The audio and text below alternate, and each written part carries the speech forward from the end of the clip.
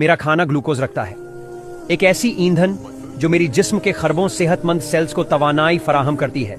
लेकिन यही ग्लूकोज एक और चीज को भी जिंदा रखती है, वो हैं ज़ॉम्बी सेल्स, पुराने खराब सेल्स जो अपनी कुदरती उम्र से ज्यादा जी रहे हैं। ये सिर्फ फजुल नहीं है, बल्कि ये जहरीले मादे छोड़ते हैं जो मेरे जिस्म के सेहतमंद सेल्स को नुकसान पहुंचाते हैं। यही अमल वो है जिसे हम बुढ़ापा कहते हैं। झुर्रियां, गठिया, कैंसर और डिमेंशिया सब इसी वजह से होते हैं। लेकिन जब हम रोजा रखते हैं तो ग्लूकोज की फराहमी कम हो जाती है।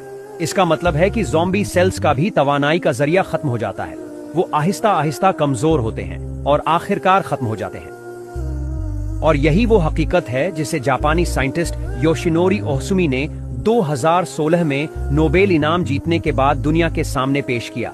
एक ऐसा अमल जो हमारा जिस्म कुदरती तौर पर अंजाम देता है, जिसे ऑटोफेजी कहते हैं। ऑटोफेजी का मतलब है कि हमारा जिस्म पुराने कमजोर सेल्स को तोड़कर नए और मजबूत सेल्स बनाता है।